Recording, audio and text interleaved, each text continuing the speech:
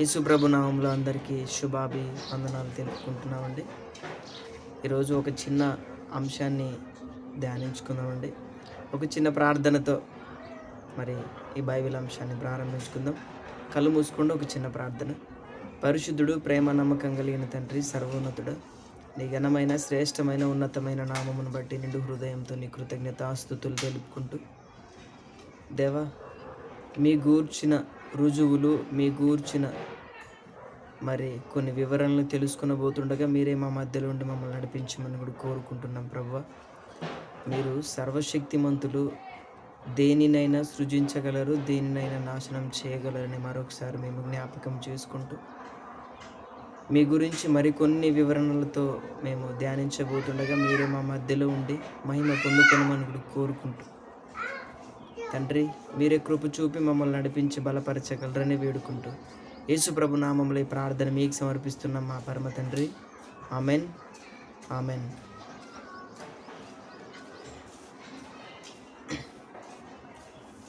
మరొకసారి క్రీస్తునందు ఉన్న సహోదరులందరికీ మరొకసారి కూడా ప్రభు అయిన యేసుక్రీస్తు నామంలో నా శుభాభివందనాలు తెలుపుకుంటున్నానండి.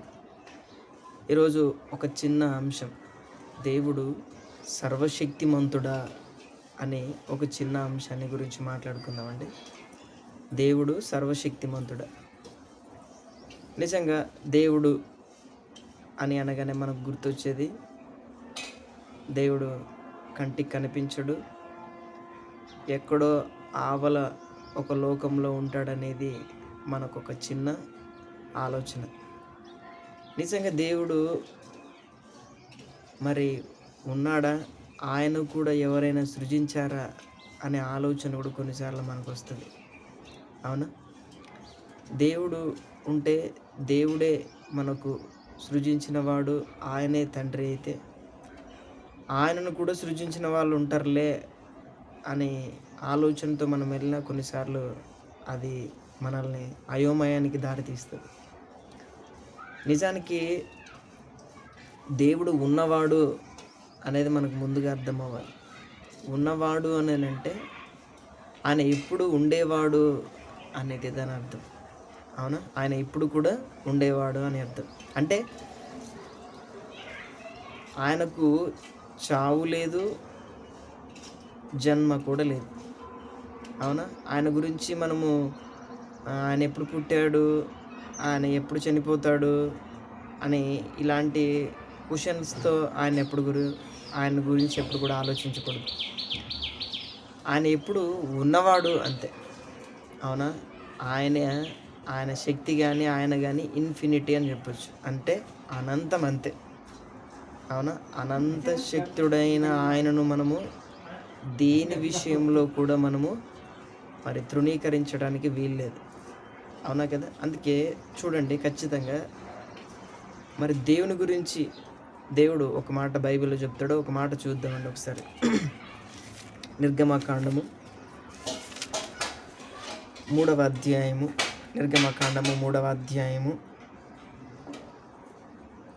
14వ వచనంలో, అందుకు దేవుడు, నేను ఉన్నవాడను వాడనై ఉన్నానని మోషేతో చెప్పెను. నేను ఉన్నవాడను వాడనై ఉన్నానని ఎవరితో చెప్పాడట? మోషేతో చెప్పాడు. నేను ఉన్నవాడను అని అంటే నేను ఎప్పుడు ఉండేవాడను. అవునా? నాకు చావు లేదు, అంతము లేదు. అవునా? ఒక రకంగా చెప్పాలంటే మీరు అనుకోవచ్చేమో, దేవుడు కూడా పుట్టాడు, ఆయనకు కూడా తండ్రి ఉన్నాడు, అమ్మ ఉంది అని అంటే మళ్ళీ అలా ఆలోచించకూడదు ఎప్పుడు కూడా. అవునా? ఆయనకి తండ్రి ఉంటే మళ్ళీ ఇంకొక ప్రశ్న వస్తుంది, ఆయనకి తండ్రి ఎవరు అనే ఆలోచన వస్తుంది. అవునా? ఇది ఆలోచించకూడదు. అందుకే దేవుడు నేను చెప్పేశాడు, నేను ఉన్నవాడును. అవునా? కాబట్టి నాకు జన్మ లేదు, మరణం కూడా లేదు. అవునా? కాబట్టి దేవుడు ఉన్నవాడు అనేది మనకు ముందుగా అర్థమవ్వాలి. అవునా? రైట్. అయితే దేవుడు ఉన్నవాడు అనేది మనకు ముందుగా అర్థమైతే, ఇప్పుడు దేవుడే వీటన్నిటిని కలుగజేశాడు. వీటిని మన కళ్ళతో కనబడుతున్న వాటన్నింటినీ కూడా దేవుడే కలుగజేశాడా? అది పాయింట్ ఇప్పుడు. అవునా? ఇప్పుడు చూడండి, నేను ఒక రకం చెప్పాలనంటే దేవుడు సర్వశక్తిమంతుడా అని అన్నాను. అంటే దేవుడు సర్వశక్తిమంతుడా అనంటే అన్ని శక్తులను కలుగజేసిన వాడు ఆయనేనా అనేది దాని అర్థం. అంతే కదా! అంటే దేవుడు అన్ని శక్తులను కలుగజేశాడా అనంటే నిజమే. ఆయన అన్ని శక్తులను కూడా ఏం చేసినవాడు? కలుగజేసినవాడు. అవునా? ఉదాహరణకండి, మనకు ఈ సృష్టి కనబడుతుంది. మన కళ్ళ ముందు ఈ సృష్టి మనకి ఎప్పటికీ వండరే. అవునా కదా! ఎందుకంటే ఈ సృష్టికి ఎవరు జీవం పోస్తున్నారో అనేది మనం ఆలోచించగలిగితే అది ఎప్పుడు కూడా జీవం కలిగిన దానిగానే ఉందండి సృష్టి. అవునా కదా! ఎప్పుడు ఉదయించుచున్న సూర్యుడు ఉదయిస్తూనే ఉన్నాడు. వీస్తున్న గాలి వీస్తూనే ఉంది. రాబోతున్న ఋతువులు వస్తూనే ఉన్నాయి. అవునా? పండించే పంటలు అలాగుననే పండుతున్నాయి. అవునా? ఏది ఏ కాలంలో రావాలో అన్నీ కూడా ఆయా కాలాల్లో సక్రమంగా జరిగిపోతున్నాయండి. అవునా కదా! నిజంగా సృష్టిని సృజించినప్పుడు ఇంత జీవం కలిగి ఉన్న దీని వెనక ఎవరో అసలైన జీవం కలిగిన ఆయన ఉన్నాడనేది మనకు ఖచ్చితంగా అర్థమవ్వాలి. అవునా కదా! ఎందుకంటే అంత తేలిగ్గా ఇదంతా జరగడం అనేది చిన్న విషయం కాదు. మనం ఏదైనా ఒక వస్తువును టచ్ చేయకపోతేనే అది పనిచేయదు, అది కదలదు. అలాంటిది వాటంతటికి అవే నడుస్తున్నాయనంటే దీని వెనుక కూడా ఒక మహాశక్తి ఉందని మనం ఏం చేయాలి? ఎప్పుడు కూడా అబ్జర్వ్ చేయాలా, గమనించాలా. ఆ శక్తిని కూడా మనము పసిగట్టాల్సిందే. అవునా కదా! అందుకే ఈ సృష్టి అంతటిని కూడా దేవుడు కలుగజేశాడు. అవునా? ముందుగా ఈ సృష్టిని అంతటిని కూడా దేవుడు ఏం చేశాడు? కలుగజేశాడు. ఈ సృష్టి అంతటిని కూడా నేనే కలుగజేశాను అని అన్నాడు. అవునా? ఇది ఒకప్పుడు అంటండి శూన్యముగా అసలు ఏమీ లేనిదిగా ఉండేది. అవునా? మనం ఒక్కసారి గట్టిగా కళ్ళు మూసుకుంటే ఏం కనబడుతుంది మనకి? ఏం కనిపించలేదు. చీకటి. ఆ చీకటిలో అసలు దానికి ఒక ఎండ్ పాయింట్ ఉండదు. అవునా కదా! బిగినింగ్ పాయింట్ కూడా ఉండదు. ఊరికనే చీకటే కనబడుతుంది మనకంతే. అవునా? ఒకప్పుడు కూడా అలానే ఉండేదేమో ఇదంతా. శూన్యం అంతా. కానీ అలాంటి శూన్యంలో దేవుడు ఏం కలుగజేశాడు? భూమి కలుగునుగాక అనగానే ఏమైపోయింది? భూమి కలుగజేయబడింది. అవునా కదా! ఒకసారి చూద్దాం ఒక మాట. యెషయా గ్రంథము, అందరు తీయండి ఒకసారి. యెషయా గ్రంథము 45వ అధ్యాయము. యెషయా గ్రంథము 45వ అధ్యాయము 7వ వచనం. నేను వెలుగును సృజించిన వాడను, అంధకారమును కలుగజేయవాడను, సమాధానకర్తను, కీడును కలుగజేయవాడను నేనే, యెహోవాను నేనే వీటన్నింటినీ కలుగజేయవాడను. నేనే వీటన్నింటినీ కలుగజేశాను అని అంటున్నాడు చూడండి. 12వ వచనంలో ఒకసారి చూద్దాం. భూమిని కలుగజేసిన వాడను నేనే, దాని మీదనున్న నరులను నేనే సృజించి తిని, నా చేతులు ఆకాశములను విశాలపరిచెను, వాటి సర్వసమూహమునకు నేను ఆజ్ఞ ఇచ్చి తిని. అవునా? ఏమంటే ఇక్కడ ఏం కనబడుతుంది? భూమిని కలుగజేసిన వాడు నేనే, దాని మీదనున్న నరులను నేనే సృజించి తిని. భూమిని కలుగజేసిన వాడును నేనే, దాని మీదనున్న నరులను కూడా ఏం చేశారట? ఆయనే సృజించాడు. అవునా కదా! ఆయనే సృజించాడు అని అంటే ఖచ్చితంగా దేవుడే ఖచ్చితంగా వీటన్నిటిని ఏం చేశాడు? సృజించాడు అనేది మనకు అర్థమవుతుంది. అవునా కదా! అయితే చూడండి, ఇప్పుడు దేవుడు వీటన్నింటిని కలుగజేశాడు అని ఒక రకంగా చెప్పాలంటే అండి, ఇప్పుడు కలుగజేశానని మనం చదువుకున్నాం. కానీ నిజానికి ఇవి ఎంత జ్ఞానముతో, అవునా, ఎంత తెలివిగా సృజింపబడినవండి ఇవన్నీ కూడా. అవునా? చాలా తెలివిగా దేవుడు చేశాడు వీటన్నింటిని. అవునా? తనకున్న జ్ఞానం అంతటిని ఉపయోగించి దేవుడు వీటన్నిటిని ఏం చేశాడు? కలుగజేశాడు. అవునా కదా! అందుకే దేవుడు భూమిని ఎలా కలుగజేశాడు అని అంటే ఒక మాట చూద్దాం బైబిల్లో. సామెతల గ్రంథము 3వ అధ్యాయము 19వ వచనంలో. సామెతల గ్రంథము 3వ అధ్యాయము 19వ వచనంలో. జ్ఞానము వలన యెహోవా భూమిని స్థాపించెను. ఏంటండి? జ్ఞానము వలన యెహోవా భూమిని స్థాపించెను, వివేచన వలన ఆయన ఆకాశ విశాలమును స్థిరపరిచెను. అవునా? ఒకటి, జ్ఞానము వలన యెహోవా భూమిని స్థాపించెను అని అంటే అర్థం ఏంటి? దేవుడు ఈ భూమిని కలుగజేయటానికి టోటల్‌గా తన జ్ఞానాన్ని అంతటిని ఉపయోగించాడని అర్థం అక్కడ. అవునా? అంటే టోటల్‌గా తన జ్ఞానం అంతటిని ఉపయోగించాడని అంటే అర్థం ఏంటి? ఎంత జ్ఞానంతో ఈ భూమిని కలుగజేస్తే అది ఇప్పటి వరకు ఎంతో జ్ఞానంతో ముందుకెళ్ళిపోతుంది చూడండి. అవునా? భూమి మీద కొన్నిసార్లు కొండలున్నాయండి. అక్కడక్కడ కొండలున్నాయి. అక్కడక్కడ సముద్రాలున్నాయి. వీటన్నిటిని చూస్తే కొన్ని చోట్ల విపరీతమైన కొండలు, కొన్ని చోట్ల విపరీతమైన సముద్రాలు. అవునా? నిజంగా అండి. ఇవన్నీ ఎటంటండి భూమిని బ్యాలెన్స్‌డ్‌గా ఉండటానికి ఇవన్నీ కూడా ఉపయోగపడుతున్నాయట. అవునా? కొన్ని కొండలున్నాయి చూసారండి? కొండలు ఉండుట బట్టి అంటే ఖచ్చితంగా భూమి బ్యాలెన్స్‌డ్‌గా ఉందంట. అవునా? కొన్నిసార్లు సముద్ర జలాలు కూడా ఉండటాన్ని బట్టి కూడా భూమి బ్యాలెన్స్‌డ్‌గా ఉందంట. అవునా? అంటే ఇంకా చాలా ఉన్నాయి మనకు తెలియనివి. అంటే ఏది ఎక్కడ ఎలా పెట్టాలో, దేనిని ఎలా ఉంచాలో అవన్నీ కూడా దేవునికి తెలుసు. అంటే ప్రతీది కూడా ఆయన జ్ఞానాన్ని బట్టి ఏం చేశాడు? కలుగజేశాడు. అది ముందు మనకు అర్థం కావాలి. అవునా కదా? అందుకే దేవుని విషయంలో కూడా ఏ మొరపాటును కూడా మనము ఆయన తేలిగ్గా తీసుకోవడానికి వీల్లేదు. ఆయన ఈ సృష్టిని అంత గొప్పగా చేసినప్పుడు అంతే గొప్పగా మనం కూడా ఆయన్ను ఏం చేయాలి? చూడాలి. అవునా కదా? అంత గొప్పగా ఆయన సృజించినప్పుడు అంతే గొప్పగా ఆయన్ని మనం ఏం చేయాలి? చూడాలి. అవునా? అందుకే చూడండి, జ్ఞానము వలన యెహోవా భూమిని స్థాపించెను. అవునా? అప్పుడు చెప్పాడండి, భూమి మొలిపించును గాక అని అన్నాడు అంతే. అప్పటి నుంచి స్టార్ట్ చేసి ఇప్పటి వరకు భూమి ఏం చేస్తుందండి? ఏదైనా ఒక విత్తనం పడేస్తే ఏం చేస్తుంది? అది మొలిపిస్తూనే ఉంది. దాని బాధ్యత ఏమి? మనం విత్తనం వేస్తే అది ఏం చేయాలా? లోపల దాన్ని పగలగొట్టి ఒక మొక్కను ఏం చేయాలా? మొలకెత్తించాలా. అది దాని గుణం. అవునా? అది ఎంత జ్ఞానంతో ఉంది చూడండి. మనం ఏది ఇస్తే మనకు అదే ఏం చేస్తుంది? అది మొలిపిస్తుంది. ఎందుకు? దేవుడు ఒకప్పుడు చెప్పాడు దానికి ఏమని? అవునా? భూమి మొలిపించునుగాక. అవునా? అవునా? ఆదికాండంలో తెలుసు మనకు. భూమి మొలిపించునుగాక, భూమిని గడ్డిని విత్తనములు ఇచ్చు చెట్లను భూమి మొలిపించునుగాక అంటే ఆ రోజు చెప్పిన ఆ మాటను బట్టి ఇప్పటి వరకు అవన్నీ ఏం చేస్తున్నాయి? మొలుస్తూనే ఉన్నాయి. దేవుడు ఆ రోజు చెప్పిన ఆ మాటను బట్టి అవి ఇప్పటికి అవి ఏం చేస్తూనే ఉన్నాయంటే మొలుస్తూనే ఉన్నాయి ఖచ్చితంగా. అవునా కదా?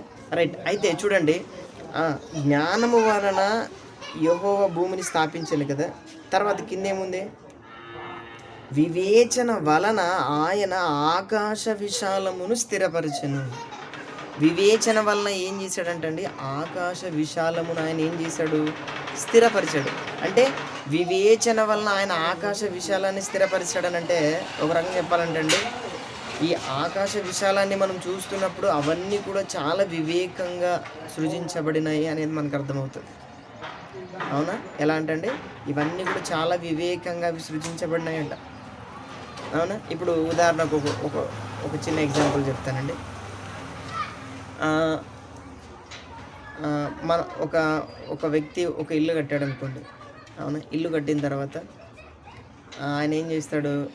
ఇంటినంతా బాగా కట్టుకొని పైన ఒక సింటెక్స్ పెట్టుకుంటాడు. అవునా? పైన ఒక సింటెక్స్ పెట్టుకుంటాడు. అవునా? కింద ఒక ఏం చేస్తాడు? అంతకంటే ముందండి ఇంకొక విషయం. వివేచన వలన ఆయన ఆకాశ విశాలమును స్థిరపరచెను. అవునా? అంటే వివేచన వలన ఆయన ఆకాశ విశాలమును స్థిరపరచెను అంటే వివేచన అంటే ఏంటండి? కంటికి కనిపించనిదని అర్థం. వివేచన అంటే ఏంటండి? కంటికి కనిపించనిదని అర్థం. అంటే దేవుడు భూమికి కావలసిన కొన్ని కంటికి కనిపించకుండా ఏం చేశాడంటే ఆకాశ విశాలములో పెట్టాడట అవన్నీ. అవునా? ఉదాహరణకు టీవీని చూసారండి. టీవీని చూసినప్పుడు టీవీ మనకు కనబడుతుంది కానీ టీవీ వెనుకున్నవన్నీ మనకు కనబడతాయండి? కనిపించవు. అవి మనకు టీవీ కనిపిస్తే చాలు కానీ టీవీ లోపల ఉన్నవన్నీ కనిపించాల్సిన పని లేదు. అవునా? చూడండి, అంటే ఇప్పుడు ఆ టీవీ ఎలా కలుగజేయబడింది? వివేకంతో కలుగజేయబడింది. టీవీ లోపల ఉన్నవన్నీ మనం చూడాల్సిన పని లేదు. పైన టీవీ బొమ్మ కనబడితే చాలు మనకి. మనం ఒక సెల్ ఫోన్ తీసుకున్నాం అనుకోండి, సెల్ ఫోన్లో లోపల మనకి ఎంత పెద్ద సిస్టమ్ ఉంటుంది లోపల. ఆ సిస్టమ్ అంతా మనకు కనిపించాలండి? అవసరం లేదు. నీకు పైన ఒక్కటే కనబడితే చాలు, లోపల సిస్టమ్ అంతా ఎందుకు? దాన్ని ఏమంటారు? వివేకము, వివేచన. అంతే కదండి. ఈరోజు కూడానండి భూమి ఇంత గొప్పగా ఈరోజు ఇక్కడ ఉందనంటే దీనికి సంబంధించిన పునాదులు కూడా ఆకాశ విశాలంలో ఉన్నాయి. అవునా? ఈరోజు చూడండి, కొన్ని కంటికి కనిపించకపోవటాన్ని బట్టే చాలా మంచిదిగా ఉన్నాయి. అవునా కదా? అన్నీ కనిపించాల్సిన పని ఉందండి. ఉదాహరణకు మన బాడీ ఉంది. బాడీలో ప్రతీది పార్ట్ లోపల, అవునా, పేగులు ఇలా ఉన్నాయి, కడుపు ఇలా ఉంది, మూత్రపిండాలు ఇలా ఉన్నాయి, అవునా, నీ గుండె ఇలా ఉంది. ఇవన్నీ కనబడితే బాగుంటుందా? బాగుండదు. అవునా? అందుకే వాటన్నింటికి దేవుడు ఏం ఏం కప్పాడు? వస్త్రం కప్పాడు. కనిపించాల్సినవి మాత్రమే కనిపించాలి, కనిపించకూడని అసలు కనిపించనే కూడదు. దాన్ని ఏమంటామండి? వివేకము. ప్రతీది కూడా, ప్రతి మనిషి కూడా ఖచ్చితంగా వివేకాన్ని యూజ్ చేయాల్సిందే. నువ్వు కూడా తెలియకుండానే ప్రతిరోజు వివేకాన్ని యూజ్ చేసుకుంటూనే ఉంటావు. అవునా? నీ శరీరం కప్పుకోకుండా ఏం వేసుకున్నావు నువ్వు? ఈరోజు బట్టలు వేసుకున్నావు, అది వివేచన, వివేకం అని అంటారు దాన్ని. అవునా కదా? ఇప్పుడు చూడండి, ఈరోజు ఇలాంటివి ఎన్నో ఉన్నాయి. అవునా కదా? ఈరోజు మనకు సెల్ ఫోన్లో టవర్లు వస్తున్నాయంటే ఎక్కడో పైన రాడార్లు ఉన్నాయి, ఎక్కడో శాటిలైట్స్ పెట్టారు. ఎక్కడున్నాయండి అవన్నీ? ఆకాశ విశాలంలో ఉన్నాయి. అవన్నీ కనబడుతున్నాయి మనకి ఇప్పుడు? కనబడితే కనిపించట్లేదు. మరి దాన్ని ఏమంటారు? వివేకం, వివేచన అని అంటారు. అంటే వివేచన వలన దేవుడు ఏం చేశాడు? వాటన్నిటిని అక్కడ పెట్టాడు. ఈరోజు ఆ శాటిలైట్ మనకు కనిపించదు. ఆ ఏమేమి పెట్టారో అక్కడ పైన ఇప్పటివరకు సైంటిస్టులు అవన్నీ మనకు కనబడుతున్నాయంటే కనిపించట్లేదు. కారణం వివేచన, వివేచన. అవునా? వివేకముతోనే మనం అన్నిటిని ఏం చేస్తున్నాము? కొన్ని సృజించుకుంటున్నాము. కానీ దేవుడు ముందుగానే వివేకంతోనే సృజించాడు. అవునా? అందుకే ఆ తర్వాత చూడండి, ఆయన తెలివి వలన అగాధ జలములు ప్రవహించుచున్నవి. ఆయన తెలివి వలన అగాధ జలములు ప్రవహించుచున్నవి అని అంటే, అగాధ జలములు అంటే అండి, ఈరోజు జలాలకు సంబంధించిన డిపార్ట్మెంట్ అంటే ఖచ్చితంగా అంత తెలివితో కూడినదిగా ఉందంట అది. అవునా? చాలా తెలివితో కూడినదిగా ఉందంట. ఉదాహరణకు చూడండి, నేను ఒక చిన్న ఎగ్జాంపుల్ చెప్తాను. ఇందాక చెప్పడానికి పోయాను. ఒక ఇల్లు కట్టుకున్నాడు అనుకోండి ఒక వ్యక్తి. ఇల్లు కట్టుకున్న తర్వాత ఇంటి పైన ఒక సింటెక్స్ పెడతాడు. ఆ తర్వాత ఇంటి కింద కూడా ఒక తొట్టి పెట్టుకుంటాడు. ఇంటి కింద ఒక తొట్టి, ఇంటి పైన సింటెక్స్. కుళాయి వచ్చినప్పుడు ఏం చేస్తాడు? ముందు నీటిని పైన, అవునా, ఎక్కించుకుంటాడు. ఆ తర్వాత కింద ఇది చేసుకుంటాడు. అవునా? ఈ రెండింటిని ముందుగా నింపుకుంటాడు. ఇప్పుడు ఇక ఏమీ లేనప్పుడు అతను ఎలా వాడుకుంటాడు వాటర్ని? ముందు పైన సింటెక్స్లో ఉన్నవన్నీ కూడా బాగా వాడుకొని, అవునా, అవన్నీ కూడా తనకు అవసరానికి అన్నీ వాడుకుంటాడు. అవన్నీ అయిపోయినాయి అనుకోండి, ఆ తర్వాత ఏం చేశాడు? ఇంకొక తొట్టి ఉంటుంది. అవునా? ఆ తొట్టిని చూసుకొని ఏం చేశాడు ఆయన? అవునా? ఆ తొట్టిలోనే ఉన్న వాటర్ అంతా కూడా వాడుకుంటాడు. అవునా? అంటే చూడండి, ఇతని అవసరాన్ని బట్టి పైన ఒక సింటెక్స్, అవసరాన్ని బట్టి కింద ఒక తొట్టె. అవునా? అంటే చూడండి, దేవుడు కూడా ఈ వాటర్ సిస్టమ్ ఎలా పెట్టాడనంటే, ముందు ఆ అగాధ జలములు పైన ఉన్నాయండి మనకు. అవునా? అగాధ జలములు అని అంటే కొన్నిసార్లు మనకు వర్షాలు రావాలనంటే ఖచ్చితంగా మనకేం ఈరోజు వర్షం అనే సిస్టమ్ ఎలా ఉంది చెప్పండి ఈరోజు? అవునా? ముందు భూమి మీద ఉన్న నీళ్ళన్నీ పైకి వెళ్ళిపోవాలి. అవునా? భూమి మీద ఉన్న నీళ్ళన్నీ పైకి వెళ్ళిపోయి అప్పుడు అవన్నీ ఏం చేయాలి? కిందికి రావాలి.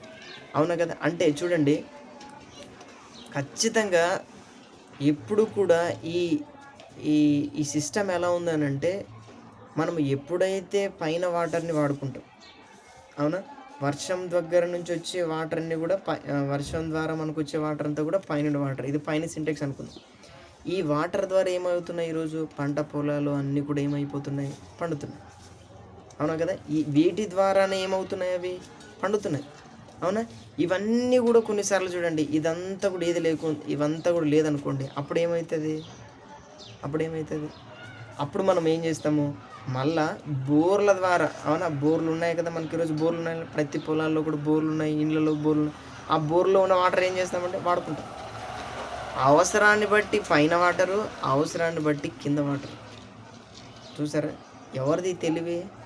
మనిషిది కాదు, దేవునిది తెలివి. తెలివి వల్ల అగాధ జలములు ఆయన సృజించాడు. ఈరోజు తెలివిని బట్టే మనకంతా కూడా జలాలు, అవునా? తెలివిని బట్టి ఈ జలాలన్నీ కూడా ఏం చేస్తున్నాయి ఈరోజు మనకు? అవి ఉపయోగపడుతున్నాయి. అవునా? ఆయన తెలివితోనే అవన్నీ ఉపయోగపడుతున్నాయి తప్పితే ఏదో మన సొంత జ్ఞానంతో మనం ఏం సృజించుకోలేదు. అవునా కదా? అందుకే తెలివితో ఆయన ఏం చేశాడు? అవునా? ఆయన ఆయన తెలివి వలన అగాధ జలములు ప్రవహించుచున్నవి, మేఘముల నుండి మంచు బిందువులు కురియుచున్నవి. అవునా? చూసారండి? మేఘముల నుండి ఏమంటే వాటర్ ఎలా వస్తాయండి మనకు? చిన్న చిన్న చిన్న చిన్న చిన్న చిన్న తుంపర్లు. మేఘాలు ఎంత పెద్దగా అక్కడ పోయిన తర్వాతనండి పెద్ద వడగంటలు దబేలమన పడితే ఎట్లుంటుంది మన మీదకి? బాగుంటుంది. అందుకే మంచు బిందువులు అంటే అక్కడ ఒక మేఘం గడ్డ కట్టి నిదానంగా కొద్ది కొద్దిగా తుంపర్ల బిందువులుగా ఒక్కొక్కటి భూమి మీదకి రావాలని ఎంత ప్లాన్ వేసాడండి దేవుడు. నిజంగా ఇది ఎంత తెలివి, ఎంత జ్ఞానం ఉంటే ఆయన మరి ఈ సృష్టిని సృజించి వాటి ద్వారా మనల్ని ఏం చేస్తున్నాడండి? నివసింపజేస్తాడు. అవునా? అందుకే ఎంత తెలివిగా ఈరోజు మరి జలముల డిపార్ట్మెంట్ మన దగ్గర పనిచేస్తుంది చూడండి. అవునా కదా? అందుకే వీటన్నింటిని బట్టి కూడా మనం ఖచ్చితంగా ఏం చేయాలనంటే ఖచ్చితత్వంతో మనము ఏ విషయాన్ని కూడా మనము ఒక రకంగా చెప్పాలంటే దేవుడు కలుగజేసిన ఈ సృష్టి అంతట్లో ఏది అంత తేలికగా జరగలేదు. అంతటిని కూడా దేవుడు తన చిత్త ప్రకారంగానే సృజించుకున్నాడు. ఎంతో జ్ఞానముతో దాన్ని ఏం చేశాడు? ఆయన సృజించాడు. తర్వాత నెక్స్ట్ అండి, ఇప్పుడు సృష్టి అంతటిని కూడా దేవుడు సృజించాడు అనేది మొదటి పాయింట్ అయితే, ఇప్పుడు ఈ సృష్టి మీద ఇంకొక వ్యక్తి కనబడుతున్నాడు. ఎవరైనా మనిషి భూమి మీద కనబడుతున్నప్పుడు ఈ మనిషిని ఎవరు సృజించారండి? దేవుడే. మనిషిని కూడా ఎవరు సృజించారు? దేవుడే. అవునా? ఆది కాలంలోనే, ప్రారంభ కాలంలోనే దేవుడు నేల మంటితో నరుని ఏం చేశాడు? నిర్మించాడు. అవునా కదా? ఏం చేశాడు దేవుడు? నేల మంటితో నరుని నిర్మించాడు. చూద్దాం ఒక మాట. ఆదికాండము 2వ అధ్యాయము 7వ వచనంలో, దేవుడైన యెహోవా నేలమంటితో నరుని నిర్మించి వాని నాసిక రంధ్రములలో జీవవాయువును ఊదగా నరుడు జీవాత్మ అయను. అంటే జీవాత్మ ఆయనంటే దేవుడు మనిషిని సృజించే టైం ఆఫ్ పీరియడ్లో ఒక మట్టిని తీసుకొని, అవునా, దానితో ఒక బొమ్మ చేసి ఆ బొమ్మలో జీవవాయువును ఊదితే దేవుడు ఏమయ్యాడంటే అండి మనిషి ఏమయ్యాడు? జీవాత్మ అయ్యాడు. ఈరోజు చలనం కలిగి ఉన్నాడనంటే దేవుని యొక్క ఆత్మ ఆయనలో వసించుచున్నది కనుకనే ఈరోజు మనిషి ఉన్నాడు. మనిషిని ఎవరు సృజించారు? దేవుడే. అవునా కదా? దేవుడు కలుగు చేశాడు మనిషిని. అవునా? సృష్టిని ఎలాగైతే దేవుడు కలుగు చేశాడో అదే రీతిలో మనిషిని కూడా ఎవరు కలుగు చేశారు? దేవుడే కలుగు చేశాడు. అవునా? మరొక మాట చూద్దాం. యెషయా గ్రంథము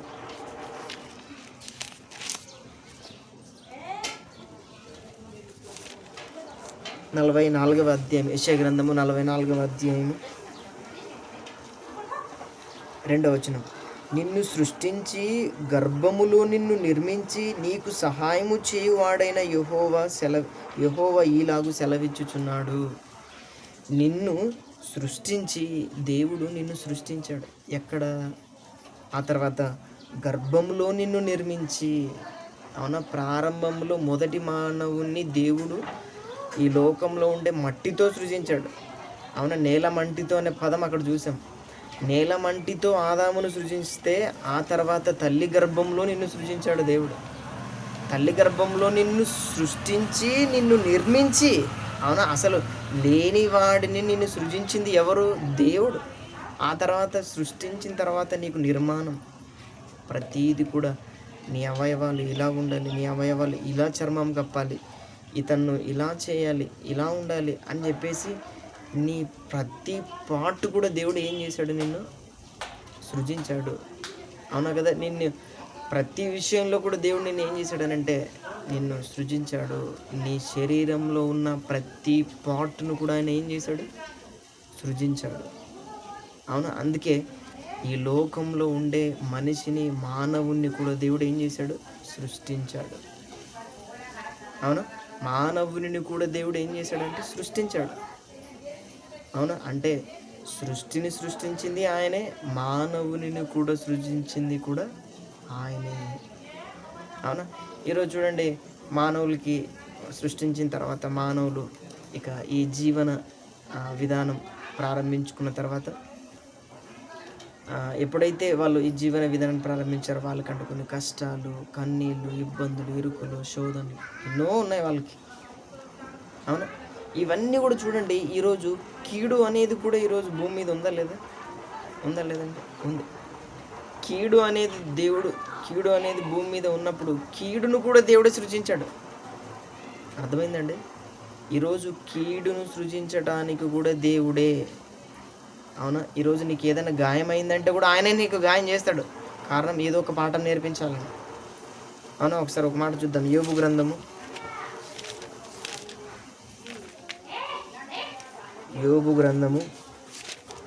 5వ అధ్యాయము 18వ వచనం. యోబు గ్రంథము 5వ అధ్యాయం 18వ వచనం.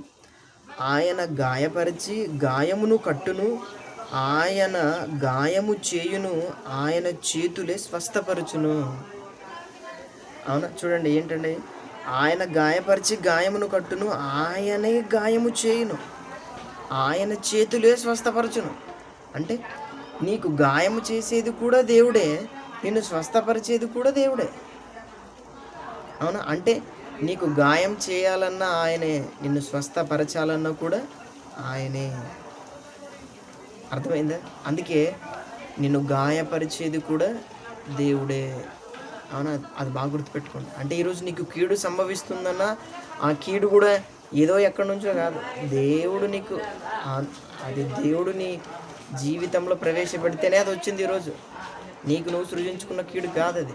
అవునా కదా? దేవుడే ప్రతి దానిని కూడా సృజించగలిగి సామర్థ్యం కలిగిన వాడు. అవునా? మరొక మాట చూద్దాం. యెషయా గ్రంథము 45వ అధ్యాయము 7వ వచనం. యెషయా గ్రంథము 45వ అధ్యాయం 7వ వచనం. నేను వెలుగును సృజించువాడను, అంధకారమును కలుగజేయువాడను, సమాధానకర్తను, కీడును కలుగజేయువాడను నేనే. అవునా? చూడండి, సమాధానకర్తను, కీడును కలుగజేయువాడను నేనే. సమాధానానికి కర్త ఆయనే, కీడును కలుగజేయువాడు కూడా ఆయనే. అవునండి? సమాధానాన్ని కలుగజేసేది ఎవరు? దేవుడు. కీడును కలుగజేసేది ఎవరు? దేవుడే. అంటే కీడు ఆయన దగ్గర నుంచి రావాలా, మేలు ఆయన దగ్గర నుంచి రావాలా, మంచి ఆయన దగ్గర నుంచి రావాలా, చెడు ఆయన దగ్గర నుంచి, ప్రతిదీ కూడా దేవుడి నుంచే రావాలి. అర్థమైందండి? టోటల్గా దేవుడు, ప్రతిదీ కూడా ఆయన కంట్రోల్లో ఉన్నాం మనమంతా. అర్థమైందండి? నీకు శోధన రావాలన్నా ఆయనే, పరిశోధన రావాలన్నా ఆయనే, నీకు ఇబ్బందులు తొలగాలన్నా ఆయనే, నీకు ఇబ్బందులు కలుగజేయాలన్నా ఆయనే. అంతే కదండి? ఇవన్నీ ఎందుకు అనంటే నీకు పరీక్షలు. దేవుడు నిన్ను ఒక మట్టిలో మాణిక్యంగా తయారు చేయడానికి ఎన్నో నీకు పెడతాడు. అవన్నీ కూడా వచ్చిన తర్వాత కూడా ఏమనుకోవాలి నువ్వన్నీ? అవన్నీ కూడా ఎవరి కొరకు వచ్చినాయి? నీ కొరకే వచ్చినాయి. అవన్నీ నీ కొరకే వచ్చినప్పుడు నువ్వేం చేయాలి? అంతే. ఓహో, జీవితం అంటే ఇదని మనం ఏం చేయాలి? పసిగట్టాలి. అందుకే దేవుడు ఎలాంటి వాడనంటే అండి, దేవుడిని అందుకే అన్నాను ఈరోజు టైటిల్, దేవుడు సర్వశక్తిమంతుడు. ఎలాంటి వాడు దేవుడు? సర్వశక్తిమంతుడు అని అంటే టోటల్ శక్తులన్నీ ఆయన కంట్రోల్లో ఉన్నాయి. అర్థమైందా? దేవుడు సెంట్రల్ గవర్నమెంట్. అర్థమైందా? సెంట్రల్ గవర్నమెంట్ అంటే అర్థమైంది చెప్పండి. ప్రతీది కూడా ప్రతీది కూడా ఒక కంట్రోల్లో ఉంటే దాన్ని సెంట్రల్ గవర్నమెంట్ అంటారు. అర్థమైందే? ఆయనది కూడా పెద్ద సెంట్రల్ గవర్నమెంట్ ఇదంతా. ప్రతీది కూడా ఆయన దగ్గర నుంచే రావాలా. అర్థమైందా? అందుకే చూద్దాం ఒక మాట. ఆదికాండము 17వ అధ్యాయము 1వ వచనంలో, అబ్రాము 99 ఏండ్ల వాడైనప్పుడు యెహోవా అతనికి ప్రత్యక్షమై, నేను సర్వశక్తి గల దేవుడను. ఎలాంటి దేవుడు అంటే, నేను సర్వశక్తి గల దేవుడు. నేను సర్వశక్తి గల దేవుడను అంటే కంప్లీట్గా సర్వశక్తి ఎవరి యొద్ద ఉందన్నమాట? వాళ్ళ యొద్ద ఉంది. అంటే ఒక రకంగా చెప్పాలంటే సర్వశక్తులన్నీ కూడా ఆయన ఆధీనంలో ఉన్నాయి. దేవదూతలు ఆయన కంట్రోల్లోనే, ప్రకృతి ఆయన కంట్రోల్లోనే, వాతావరణం ఆయన కంట్రోల్లోనే, మనుషులు ఆయన కంట్రోల్లోనే, ప్రతి ఒక్కరు ఆయన కంట్రోల్లోనే. ఆఖరికి భూమి మీదనున్న దుష్టుడు కానివ్వండి, ఎవరైనా సరే ఆయన కంట్రోల్లోనే. అందుకే దేవుడు సర్వశక్తిమంతుడు. అవునా? దేవుడు ఎలాంటి వాడండి? సర్వశక్తిమంతుడు.